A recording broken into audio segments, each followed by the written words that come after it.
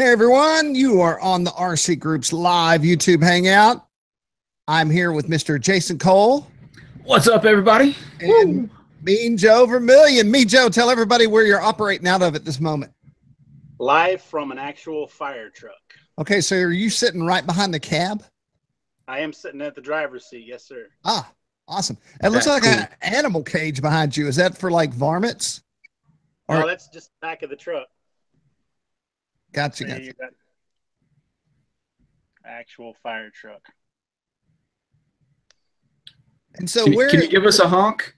Yeah, or will that freak all your fire people out? I'd have to turn it on. It's not on. Could you drive around the neighborhood? Oh yeah, for sure. That'd be awesome. Oh, he did it. He did it. That's awesome. Do we have a picture of you somewhere next to this truck? I don't know if we do or not. Well, maybe you could snap one after the live chat, and we could use that for the main image of the video on YouTube. Right. That'd be awesome. Yeah, I can go out right now and get in front of the thing. Yeah. All right, everybody. Not RC related, but cool on the side. Super sweet. Bang. There it is. Bang. All right. So it's the RC Groups live hangout. We have Mean Joe. Mean Joe works with us in the review department. And Mean, you have some things on the table. You have some Horizon products that are still in the tube waiting to be released. Yes, sir. And then you also have and we're going to talk about this. We might as well talk about it right now. You also have an airplane from Extreme Flight. What do you have from them that you're waiting for Matt Gunn to work on? It's the 65-inch turbo Bushmaster from Legacy Aviation. So we were at Joe Knoll, and Mean Joe and I walked up to the booth, and we were talking to Noel and talking to Chris, and they said they wanted not an amazing 3D pilot to do the review on this. They wanted an average pilot. Or a good pilot. I don't want to call you average. And so they put Joe on it, even though Jace, the ace, is literally down the street, flies at the same field, right? No, he's actually in Otsego. It's about 30 minutes from here, but yeah, still down the street. Gotcha. Well, I know where they're not. They're not where you're at right now. They're up at Oshkosh right now. Jace is flying those night shows, and they must be having a good time. Have you been seeing all their little videos and photos coming out of there? Yep, I was talking to John today, actually, letting him know how jealous I was as they were there, and I didn't get to make it this year. Nice. I thought you were there based on some posts that you made, but I guess obviously you're not. No, Bossa USA's there, but yeah. I'm going to Rhinebeck instead this year. So yeah. So that's a good show too. When they get back, Casey Ducey is taking some photos, and let me turn this off here 1 second. There we go. Casey is taking photos, and then Jason's going to write us a story coming out of there. So you can look forward to seeing what they're doing RC wise at a full scale event. And yeah, that's really cool. Meanwhile, we're talking about Extreme. I'm going to share the screen, and this just was released, and we made an announcement on RC Groups. Looking over there. You know what? I'm going to stop that. Okay, 1 second. Let me pull this out. There we go. We'll edit this part out. Yeah. No, actually we won't. Because real life is important. Okay, there we go. Present to everybody. All right. So if you're looking at my screen, I am looking at this right at the top of the page. This is the all channel. So you can see all the latest stories that we've released lately. And so the story that I was wanting to talk about was the new Aces High FW190A. Jason, did you get a chance to look at this? Yeah, that thing is pretty nice. I mean, yeah, some of the scale freaks that are just like every minute detail they're going to get it on, you know, or commenting on like the canopy and the landing gear height and stuff. But it's an awesome looking airplane. There's no denying that. But look at the weathering here. So I'm pretty sure Aaron Bates is responsible for this awesome weathering. And this is all done on his computer, and you buy it this way. Yep. They are in formation. I know a guy, Jason, who really wants to review this airplane. Yeah. And who would that be? Oh, it's me, Joe. Yeah. There you go. Yeah, that thing is wicked. Well, and so that looks pretty cool. I think the big selling point here, maybe I put it in the top. It floats in for a landing with confidence, inspiring lightness, and predictability. So, it's Chris Henson and Ben Fisher working on this, I'm sure, with other pilots. They're new to designing airplanes, aren't they? Well, they're new, maybe not that new to the warbird world, but they're taking their 3D sensibilities and applying them to the warbirds. They're not such a beast to fly. You fly a lot of fly well. Right. So you fly a lot of warbirds, right, Joe? Yes, sir, I do. Yep. And they're known for not flying. They'll tip stall if you breathe on them wrong. Is that correct? Well, they have their own characteristics. Most warbirds are going to want to land with a little bit of speed. You're not going to want to try to bring them in too slow because they will tip stall fairly easily.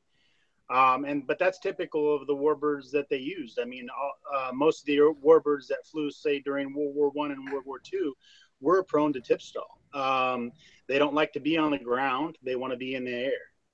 Like with the World War II warbirds, lots of those tend to want to nose over on landing.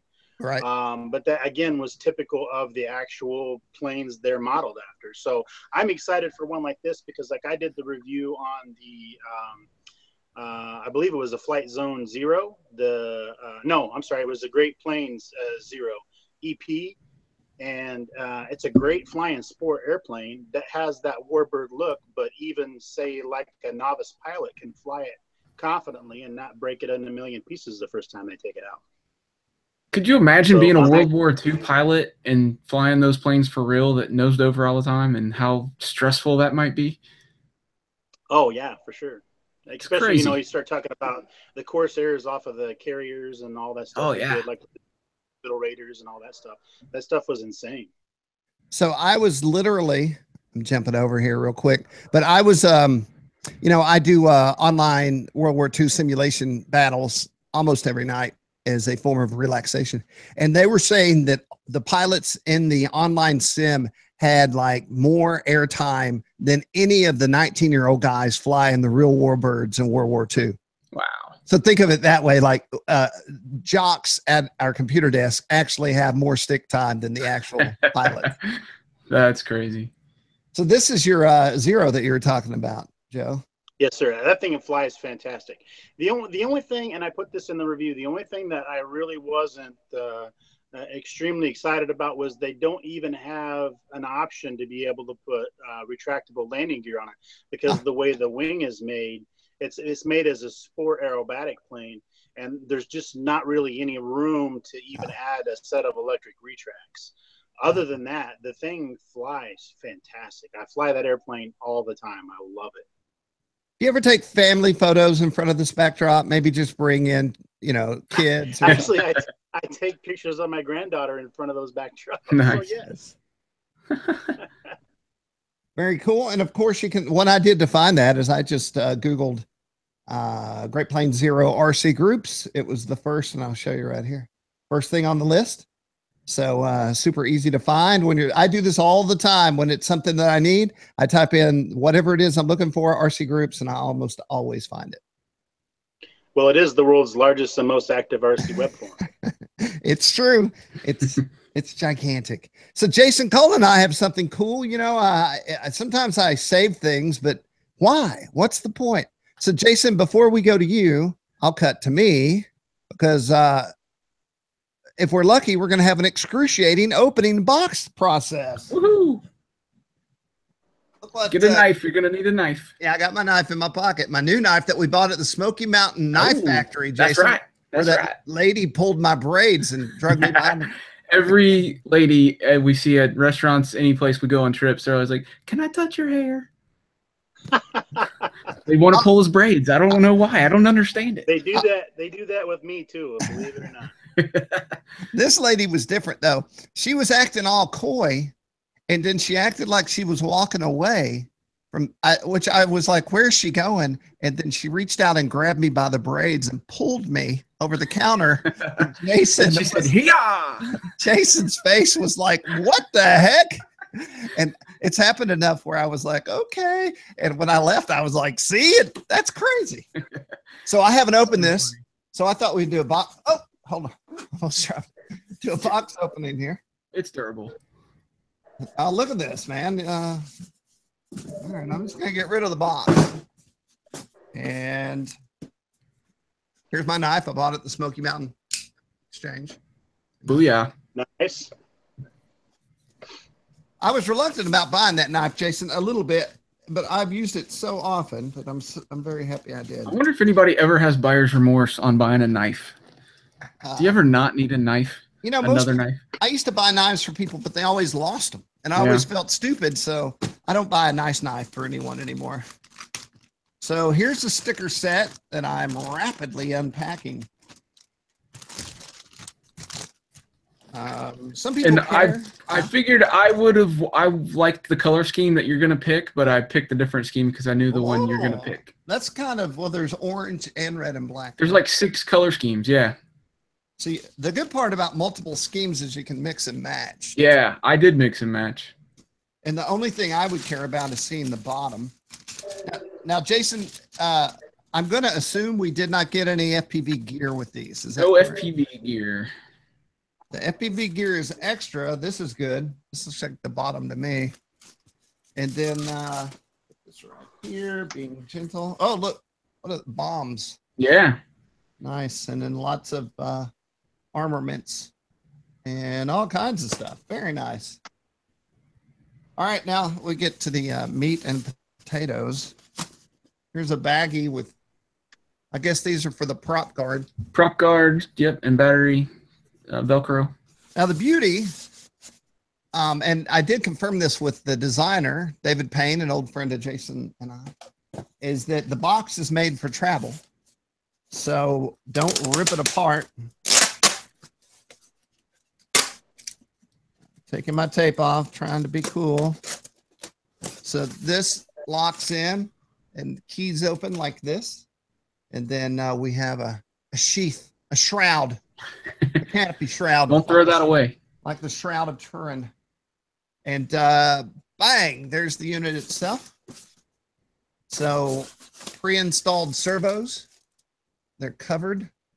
Looks like everything's ready to go. It's a Horizon product, so you know it is.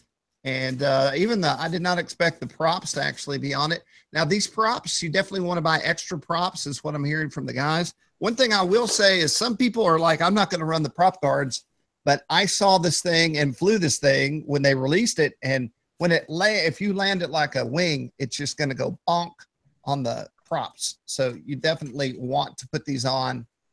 And props are a little tricky to get a hold of. I don't know if that's still the case. Have you checked out how the props are doing, Jason? I haven't looked yet, but I've heard they've been out of stock. I can pull it up real quick here. Now, are these look like some standard props? I would think that we could get these. Oh, they're a special screw-on type. Look at how it mounts to the hub. Oh, gotcha. Okay, so we want to be careful about that. And then you have these tips. They're in stock. They have props in stock. So these mount right here.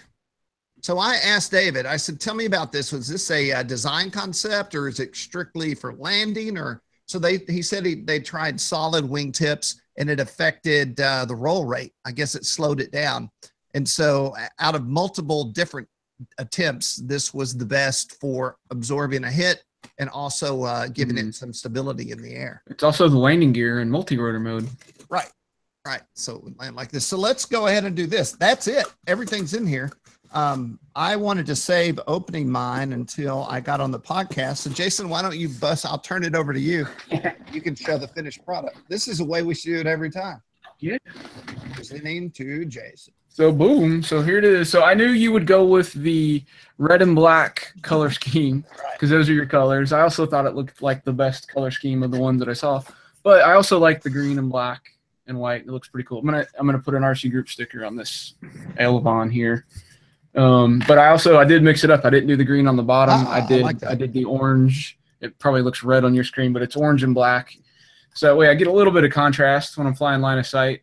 It's very easy to tell top from bottom. And I tested that out yesterday. I took it for a flight and outdoors, and it flies awesome. I mean, it was really cool, but the roll rate, yeah, it's crazy, huh? awesome fast and really fun. So I was just going up real high, coming straight down and seeing how fast I can blend it together, and had no idea which way was top or bottom, and just pulled, and then it, it went, either did a loop or flew out level. But once you stop, you can tell which way with those contrasting colors, which I really like. But so it does take off and flies really well in multi-rotor mode. And the thing that I had to get used to, which you talked about, I think, from your experience at the launch event, was the difference in controls between multi-rotor mode and airplane mode. So in multi-rotor mode, it flies a motor where the yaw, the rudder, is going to rotate the aircraft on the vertical axis like that,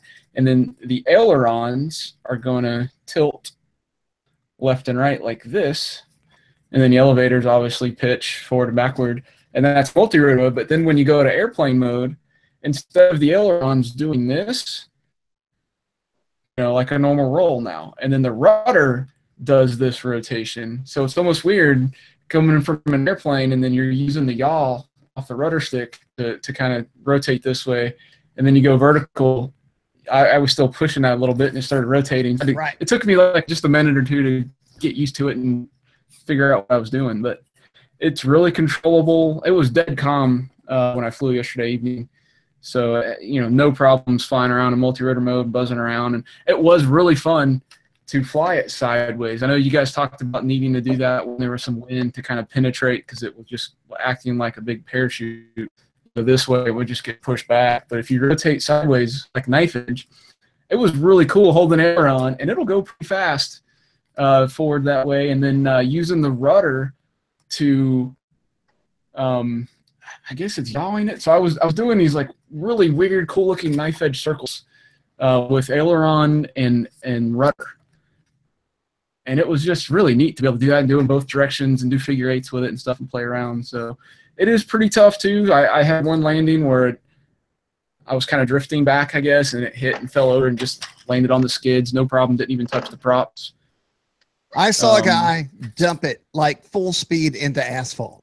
Yeah. And nothing happened. Yeah. Show us the inside. And they run a 2-cell 800. So luckily I had a few packs. I've got like 3. They sent 1, and then I had 2 other batteries that fit in balance. Okay. But it's just a magnetic little hatch there to get in for the battery. I'm sure you guys have seen all this, but that's the flight board, and bind and fly right to my DX8 or DX9. I did go through and they've got the recommended settings that you need to set your radio up for.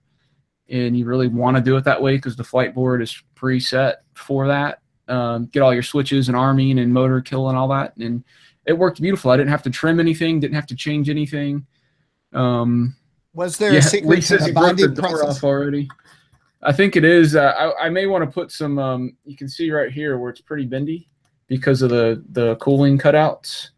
I may want to go and stiffen that door up a little bit. Maybe a servo horn instead of a magnet. It's pretty lightweight to fly well, so it's in that aspect it's a little fragile, but you do, and I almost want to even cut more cooling into it because the flight board gets pretty hot. That's basically the I'm guessing it's the speed controllers and all the flight system and everything all in one on that board there. So there was some question about who actually designed the way the flight board works. And I asked the designer, David Payne, directly. So everything on that board was inputted from David. So David would fly it and report back and say, I wanted to do this. I want to change this. So there were some reports that maybe this was a board while it is a board made by someone else, all the information and the way it reacts is all from David Payne and Horizon. Yeah, and I mean, from my experience on that one flight yesterday, it's very well done. It does exactly what it's supposed to do, what they say it's going to do, and it's just really small. So you could fly this in a gym, easy. I flew it in the office. Yeah, well, in multi-rotor mode, yeah, but if you want to get in an airplane, you're going to need a little bit of space. So the only thing that for me as I'm an expert level pilot, and that's just been doing it for so long. The stabilized airplane mode was just too docile for me. It feels like you don't have enough room to turn, especially if you're inside. If you're pretty new to airplane flying and you want to fly this in the stabilized airplane mode, make sure you have lots of room. You don't want to be in an enclosed, tight, trees all around you space, because it's the bank angle is limited and you just can't turn that quick. Now, if it kind of goes against being a beginner, is using the rudder, you can tighten up the turn by pulling the nose with the yaw, and the differential thrust actually works really effectively. That was one of the coolest things, by the way, that I would do is in manual airplane mode. I'd climb it up vertical and then just nail one of the rudders, and it would do like a double knife edge yaw spin and then come back down and keep going. It was very effective and a lot of fun. So for me, without the FPV stuff, this is just good, clean, horsing around, pretty low stress, just does what you want it to do, kind of fun. And it's little, but I guarantee it'll take wind, because the day we flew this at Horizons Field, it had to be way over 12 miles an hour into the 16-mile-an-hour range. And I thought there's no way that lightweight foam, but I guess it's the dual motors and putting it in knife edge and just cooking. Yeah. And the transition coming from multi-airplane mode, I would come in like right to myself. Right. You got something? Yeah, I was going to say, I've seen Jason with a VTOL craft like this in the past, where the transition was always the booger bear. Getting it from one to the other and still not crashing in the process was a problem. And then the first time I did it myself, I was like, man, Jason Cole is going to love this. So was this the best transition VTOL you've ever flown? Oh, yeah. And I did it up high at first because you just don't know what to expect, and you're used to that experience from the past. But no, you could come in and, fairly low. Come in head high, like right at myself, and it'll kind of pop up, climb a little bit, and then and it's right in the hover, and you can go. And same thing to get out of it. It doesn't really lose much altitude. It'll climb up and go forward, and off you are flying as an airplane. So you can take your hands off the controls, and hit that switch, and it'll just keep going forward. I have a video queued up over here. If we've seen it before, but I thought we'd show it since we're talking about it. Yeah, switch off of me there. All right.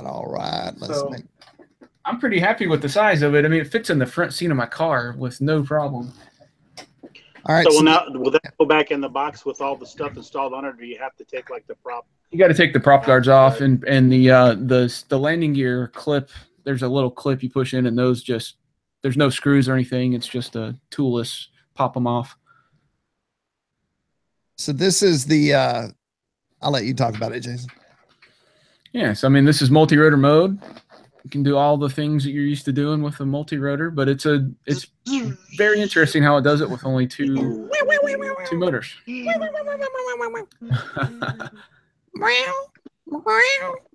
there you go. So David Payne from Horizon Hobbies. You can see how much altitude it gained switching, so you can come in really low and do that and not worry about it hitting the ground or anything crazy. Kim's house is so lovely. I love those lady statues. So flying that FPV, my question is going to be, I don't know if you had a chance to experience it or not. I did. When you were at the launch. I did. How did that feel transitioning from here we go. There's the FPV right there. Rotor and the FPV. I have a definite comment on that. So David walked over, he had it all set up, and he had some goggles, which I believe we've announced now. It's the new focals with DVR, which is really hot to get my hands on. And so he's showing right there how you can jam the sticks in mode 2 and it won't get out of control. But so Joe, I was in the goggles and I hovered up, and then I started flying it like a quad out. And when I transitioned to the wing, the point I wanted to make to everyone is that you have to transition your brain. So when you flip the switch, you need to tell your brain that you're now flying it like a wing, because I kept flying it like a quad, and that wasn't working, by the way. So nope. I think you'd have to do it 2 or 3 times before it became natural. Yeah, because your yaw, what you're doing with the rudder and aileron sticks are gonna swap. Right.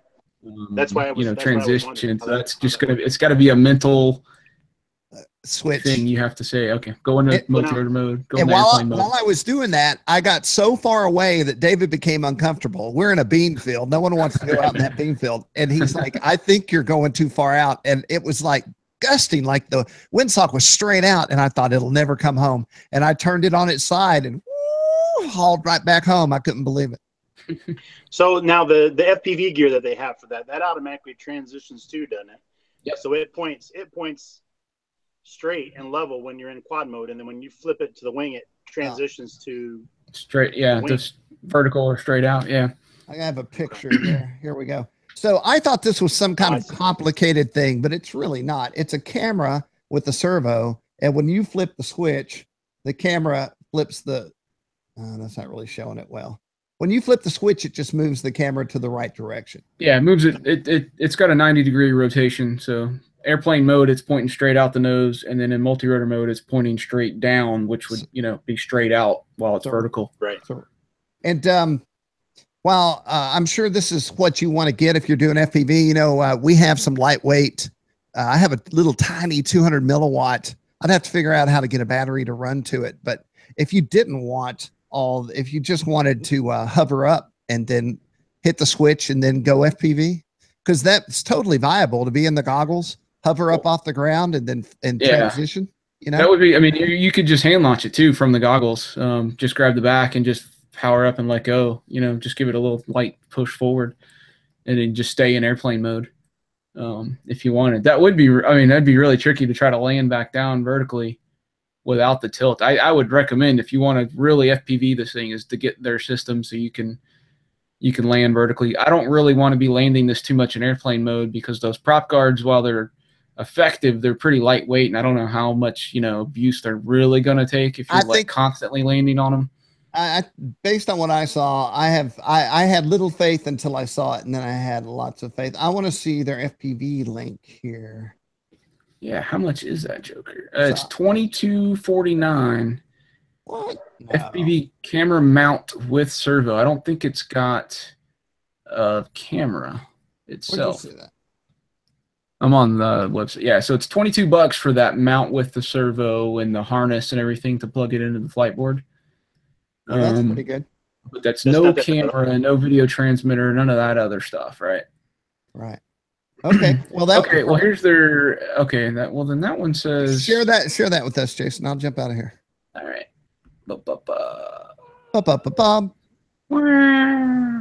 Which screen do I show? I was trying to think. What's that from, Main Joe? Is that from The Price is Right? It is. Yeah. Okay. Yeah, it is. All right. Yes. So, this is for $15 you can just get a replacement mount with no electronics, right? Here's the $22. Maybe that's why we didn't get them, Jim. They're on pre-order. That's exactly available yet. Yeah. So that's the camera mount with the servo, and if you click into it, you can kind of see. That's 100% doable. Make it bigger for me, but yeah. So yeah, because that little camera that's compatible is not that expensive. Yeah, it can't be, but you also need the video transmitter and all that whole thing, and I'm not seeing that. Well, they show it within like the recommended stuff. That's where I was. I didn't see anything. Are the props showing in stock? Here we go. So they want you to use the Torrent 110 FPV camera for $19. What kind of range on that? Well, that's just the camera. So it's 150 milliwatt video transmitter. That's awesome. So that's a lot more. That's a lot farther than you're going to get with the little 25 milliwatt quads. I've run 200 milliwatt, and that's a 30-acre field. Yeah. So I got to think this is. Yeah. So, $30, $40, $50 plus, so you're going to spend $70, $80 in the setup to get the camera, the mount, all that stuff with their system. And it's going to be all plug and play, essentially. Yeah, I was going to say, when all that stuff comes in, they'll probably offer a package that comes with everything too as well. Yeah, I'm sure. Because it's basically the camera and the transmitter are replacement parts for the Torrent. It's the same same parts, and then they've just got this camera mount system, and basically. If only the props were off the Torrent too, that'd be awesome. There you go. Props are in stock, just in case somebody didn't believe me. So basically, what you got here is something that literally it's a throw in the back seat, can fly in high wind, can FPV or just fly around, and can fly in a gym. As a guy who looks at a lot of different products, I'm a big fan of this thing. Now, when we initially announced it, people were really poo-pooing if it would really, maybe that's not a good term, but they weren't sure if it would really do what they said or fly well or transition well. And then everyone on RC Group started getting theirs in, and I didn't read anyone having negativity towards this craft. So I think it delivered. Yeah, I think I've seen a couple of electronic issues, and I think that's due to some overheating. Because it gets really hot in there. So better cooling, good cooling. Flying in airplane mode is going to cool because it's got the, show you on the bottom, it's got vents in the front plastic part of the hatch and then the exit holes here. So as you're flying through the air, multi-rotor mode, it's really not getting anything. Right. And it's going to heat up. But then when you fly in airplane mode, you're getting some airflow and able to cool that down a little better. You know what I might do to mine is mount a couple of fans on the front. I wouldn't, man. This can be heavy. No, I'm joking. It's got 2 props. Hey, Jason Cole, you did something today, and I said that is cool. Going there, the fine folks at it's these. It doesn't give you the button, so it takes a minute to get these loaded up. The fine folks at Castle are having a sale, and we have been running around with the Castle crew for years. I literally did marketing for them at one point in time before I worked for RCGroups.com. So I don't know if Santa should be taking his shirt off, though. So just to be aware, I'm always trying to scroll up on the screen that doesn't work.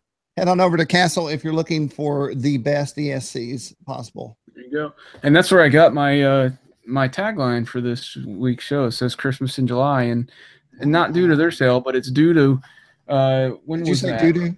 Doo-doo. Poo-poo and doo-doo in 5 minutes right there. But so Tuesday, this guy knocks on the door. That's the FedEx guy. And there's this giant, massive box sitting there. And I'm like, what in the world? And then he brings another box, and then another box, and then another box. I had 4 boxes. Oh, those were all supposed to come guy. And the big box was the Cessna, the Carbon Z Cessna right here. And then another box was the float set. And then another box was the X-Vert and batteries and, the mounting kit for the float. I was like, wow, this is really like Christmas in July right now. So crazy. So I'm not doing my job. I'm trying to access a photo that everyone needs to see. Yeah. Anyway, so I've got the Carbon Z for review from Horizon. So I'm super pumped about it. We're going to do the floats. I've got the lake that we're going to go out to. I may even, I have to see what I can do. I'm going to have to get Jim to come out to the lake with me or something to help film. But I was thinking I've got stand-up paddle boards. And so I could get on the paddleboard, lay down, hold the fuselage on the floats, and then power up and let it pull me on the paddleboard like an airboat in reverse. All right. Be crazy. I thought of this in advance, and so I saved it, and I actually found it. This is for our viewing users here. Nah. And there's Jason's lovely wife being very excited about a mass of RC boxes in her living room. At least you didn't have to pay for them all. Then she'd really be excited. Yeah, she'd be freaking out. So, Joe? Yes, sir. What? I know that you're a EMT. Is that correct? For the government? Emergency response. Sorry? Emergency response team for General Motors. Okay. I felt like it was some kind of government thing, but it's so if something happens at the plant, you guys rush in and take care of business. Yes, sir. And I'm actually a trainer for them. So I train all of our emergency response people. Do you have any drone equipment that you use to patrol the area? No. Have you brought this up that maybe you should have some quads to? I have actually brought it up a couple of times. We do a lot of worker at heights things where they're just checking things and they're looking at valves and all this stuff up high. And I brought up to the fact, we could do that all FPV and you wouldn't have to put somebody up there. Right. So I have brought it up. But no bite as of yet. Not yet. I think they're still all pretty scared of the whole drone thing. Well, they'll get over it. Hey, if you're wondering where Matt Gunn is, he's on vacation. Jason, he's at the beach. Yeah, I thought he was in South Carolina, maybe near Charleston. I was going to say South Carolina, but I wasn't Yeah. sure. And then speaking of Mr. Matt Gunn, over on the Flying Giants, this is going down this weekend, y'all. It's the Triple Tree Youth Masters. So if you're in the area of Triple Tree, head on out and just say, hey, it's great to keep the youngsters honing their skills and being interested. And because one day we're going to be that old guy that you see at the field that you think, how does he even get from the 3D line to the top of the hill? And then these guys will be in charge, and that'll keep going until time ceases to exist. We have some meth updates from Casey Ducia. And then this is this picture right here. It's a Triple Tree update, and I needed a picture to use. And I just love the fact that Mr. Pat, just the enthusiasm here is so high. I can tell you the exact moment that picture was snapped because I have almost the identical picture. That is when really we announced nice the FAA regulation thing at Jonah. Oh yeah, cool. That's from. And so when that happened, Jason Cole ran up to me and said, dude, read this. And I read it. And then we confirmed it. We had, I guess Matt was back home and he confirmed it was true. And so I took the mic from Bob and I said, man, I've got an announcement. And the whole crew the whole crowd went crazy. It was awesome. We have Jets Over Kentucky coverage to go check out, and more Jets Over Kentucky photos by the lovely Miss Ashley. And we want to welcome Robart as a new advertiser on flyinggiants.com. Yep, and Mean Joe has actually got a review coming up here very shortly of some new robot swag. Is it the air business? Yes, sir. Going on there? Yeah, it's the portable air pump. I wrote the story. I'm very familiar with everything. All right, it looks like Jason's got something, so I'm going to stop and cut over to him. Someone's messaging me, so I'm going to go take a look at that. And now we're on Jason Cole. Okay, there we go. I just wanted to give you guys an update on the mini drac. So it's basically finished. I've got to do a little bit of programming still, and it's going to be ready to fly. But I've got the Connex, like we talked about, the HD system, and then I've got a Mobius in the nose too, with Alex's linear system with the Genesis receiver system, and I've got the ProSight transmitter right here, and then I've got the vector in it. Everything lined up and balanced out just right without any weight or anything. It's a 4-cell 3300. Got the GPS in here, and so I've just got to do a little bit of programming and getting the vector all dialed in and set up before I go out and maiden this thing. And looking forward to seeing how the HD FPV thing works in the airplane with this antenna system. I'm hoping I made the right choice with the linear set instead of the circular polarized, but looks like a little catfish whiskers hanging out, if you ask me. Yeah, that's very cool. Maybe that's what you should call it, is the catfish. The catfish. The catfish. Channel cat. Anyway, I chose not to paint it. I chose not to cover it with laminate. Keep it light for better performance. It's pretty tough and durable as it is. It's molded EPP foam. And it just doesn't need much. People laminate it and hydro dip them and paint them into all these crazy schemes, but it's an FPV plane, so it doesn't really matter. I don't mind the red, black, and gray. I have a lot of planes that are that color, so it fits in with the family. So yeah, I'm excited about it. It looks good just like that. I think it looks awesome. Yeah, very racy. Yeah, the only thing I've heard from a couple of guys now about the ProSight video transmitter overheating without getting enough cooling air. I've got a big inlet scoop that they've got designed here. I don't know if it's going to push enough airflow over that or not. So that's one of the big reasons why I put the vector in there. Is I'm going to make sure I've got loiter and return to home and all that stuff set up and working. I'm definitely going to fly it. I wonder if you could 3D print a little scoop for the top of that to force some air. Yeah, and you use a spoon or something if I need to too. But I may have to I'm going to test it first before I dive into FPVing with it. I'm going to probably let Jim or somebody watch the video feed while I fly it around line of sight, getting it dialed in, and figured out, make sure I test all the return to home and loiter functions. And then we'll see if the transmitter overheats during any of those flights. And if it does, then I'll try to come up with a solution. I can probably get some better airflow with a scoop or something, or maybe even a little 12-volt fan I can throw in there to help, or even add some heat sinks. I've got some room in front of where the battery's going to be, so I can heat sink it on top of the plate for even better cooling if I need. So I'm going to test it. We're going to see how it works. So nice. Ready to do it. And it's pretty stinking hot outside, so if it's going to overheat, it's going to overheat in this kind of weather. It's pretty well in this fire truck, I'm not going to lie. Oh, man, I bet. Hey, I've got something to share that is totally non-RC related, but I finished it last night, and it's pretty awesome. Joe has seen a preview of this. Joe, you know my Indian pre-leather thing that I made? Yes, sir. That's very cool. All right, here we go. I haven't weighed it. Can you present me, Jason? I don't think I have that control. I can only unpresent myself. 1 second. If I do, I don't know where it is. This is hard. Present to everyone. All right. So this is just showing y'all because it's cool, and we're RC pilots and we make cool stuff. I took an amp. This is a brand new amp that is kind of all the rage right now. It's not a tube amp. It's not expensive, but I like it a lot. And I took it and I made it look like an old wooden box. That thing is cool, man. So this is a speaker grill, and this is a potato sack. As you can see, it says potatoes. And then I hand tooled the leather around the sides. And then it's got a couple of features here that are pretty cool. I wanted it to look like a box, but you got to control it, right? So I put the, I got a problem here. I put a little flap back here so you can control it, but then it goes away. That's cool. And then this also has a holder here to hold it open. And then over here, this is something I've never seen before.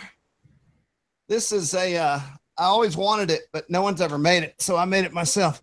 It's got a guitar holder on the side. Nice. That's pretty sweet, dude. See if I can not break the guitar and show the guitar holder. This guitar has got 200-year-old barnwood in it. So that's awesome. You just lay it there while you're going to get your water or whatever.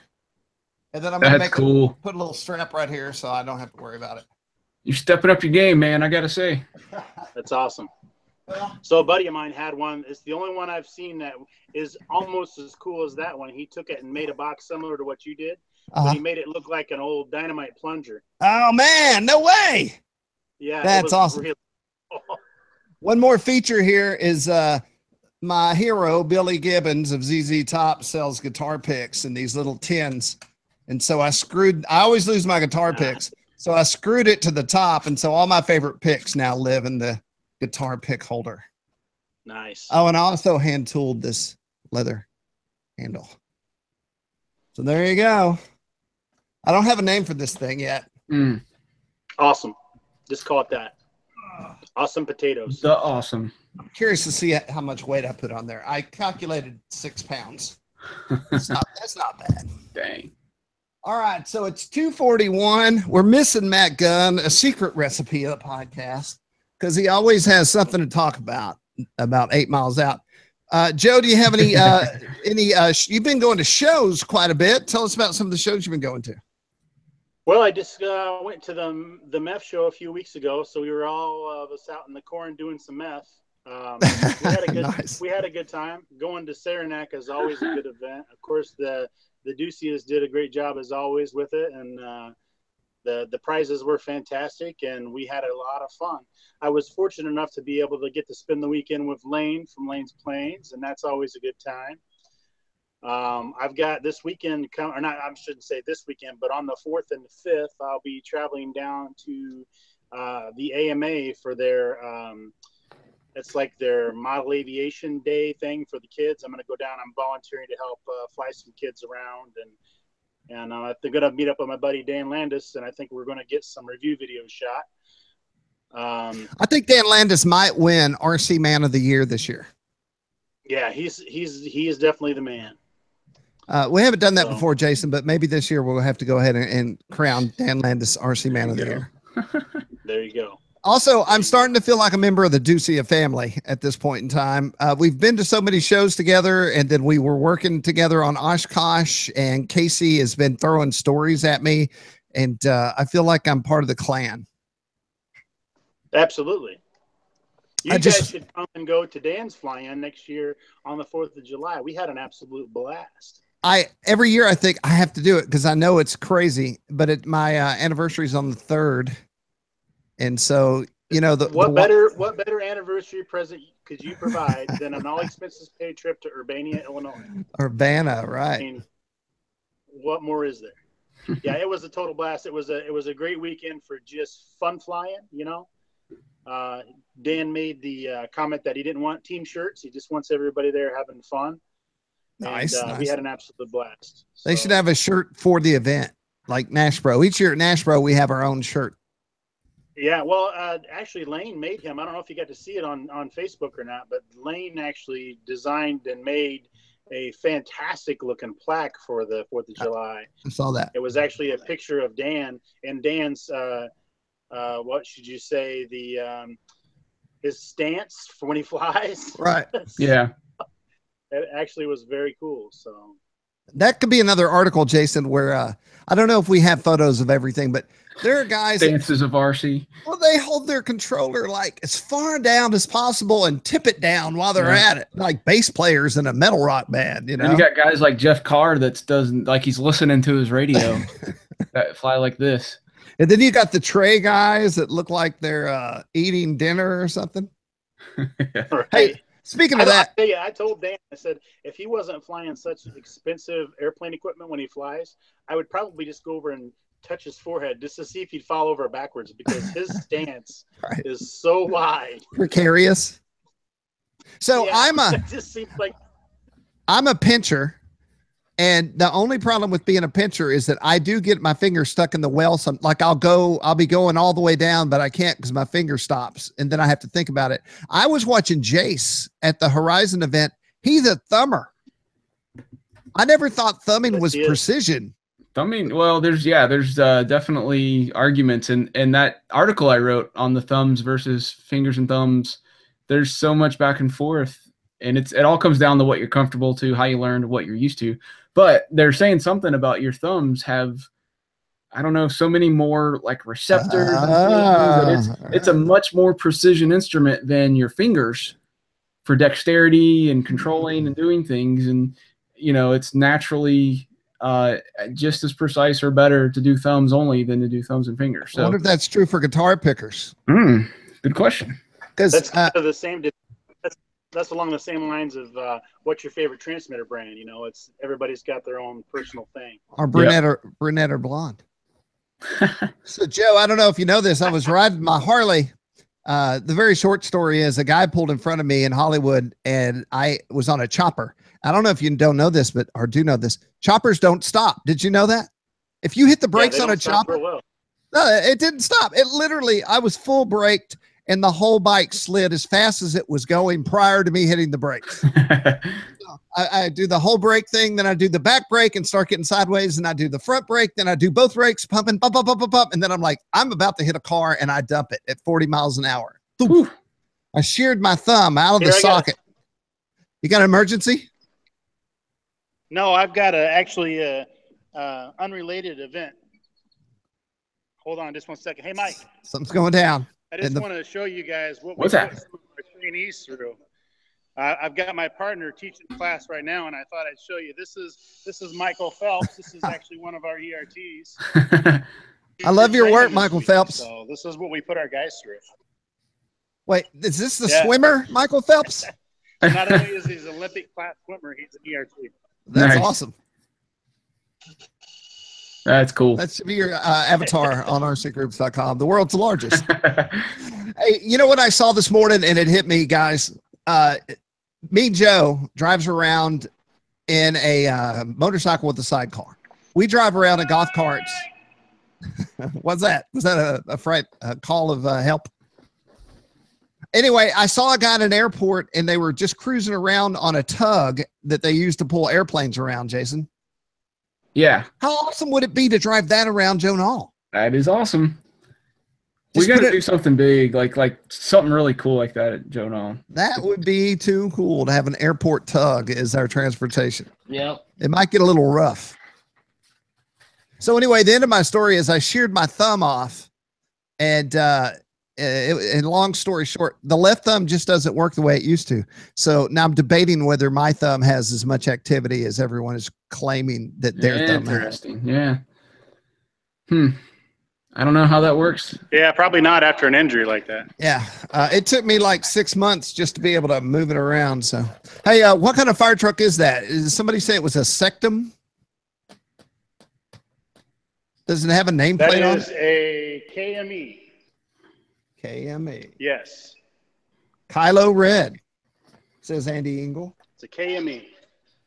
Muck Racing, I was driving a 1970 1000 Harley Sporty with a raked out front end and a sissy bar, and it was full 1960s. I bought it from a guy who left Vietnam, and he said if he survived, he was going to buy a Harley Davidson, and this was the bike he bought, and he sold it to me when he was too old to ride it, or too broken, I guess.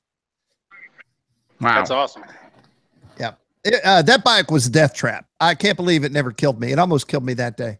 It's just, anyway, long story. Okay, so what's coming up? We have a RC's coming up. The Youth Masters is this weekend. I feel like Ashley is going somewhere. I know she is. I could look it up in a quick manner. Jason Cole, what do you have coming up? I don't have anything on the list until September when I go to the Bruce DLG contest. I thought you'd be going to the Nashbro for the first time in many years. Oh, well, what are the dates? It usually conflicts, doesn't it? It's like, yeah, it's like the 20th through the something or other. Oh, well, I can make it because I'm gone the 15th through the 17th for the Bruce. You'll be on for like 2 weeks. Hey, Ashley's going to SkyMac Fly-In in Bowling Green, Kentucky. So that's cool. Cool. I mean, Joe, what do you got? You've been on the road for like weeks, so do you have to stay at work for a while? Yeah, let's see. I got to. I'll be down next weekend in Muncie doing that thing, and then I've got Muncie Warbirds, and then Rhinebeck after that. So. All right. And I have my club's electric fly-in there as well. I've also got the Toledo Flying Tigers float fly coming up next weekend too. The Toledo Flying Tigers float fly. What does that mean? Yeah, they're doing a float fly. Oh, you're not going. It's just happening. It's just something happening. Gotcha. And you guys can we have an event calendar on RCGroups where most of the clubs post their event, and you can see like August is just full of stuff coming up. So might want to check that out. See if there's anything new you haven't seen that you could go nearby. Go check it out. And to speak on that, I was talking on the phone the other day about Facebook to another company. And I was talking about a thread I found. It was on the Convergence. I think it had, I'm going to say 147,000 views, although that seems like a light number to me. I'm going to look it up. So my point is an event, a build thread, something you need to share with multiple RC pilots. Do it on RCGroups. Facebook's cool, but it's only cool for about 2 days, and then it's gone and vanished, and I like to call it evaporated. Your content evaporates into the internet air. But if you put it on RCGroups, it's there forever, literally. So let's see if I can get the numbers on some of these things that I sent. Oh, I can't do it. Anyway, it was like 147,000, 230,000 views. That's just a lot of eyeballs, y'all. Yeah, I want to thank Joe for hanging out with us from the fire department. He finally got out of the truck before he had to get his own EMTs working on him. I want to thank Jason Cole, who's in Nashville. Dang it, Nashville, Tennessee, living a dream. And I want to thank myself for wearing the Pro Bro security shirt. That's right. Oh, yeah. All right, everybody, join us next week, Thursday, 2 p.m. Central Standard Time, and we'll talk about more cool stuff and have more things to show off. All right, y'all, simmer down now. Nice. Yeah.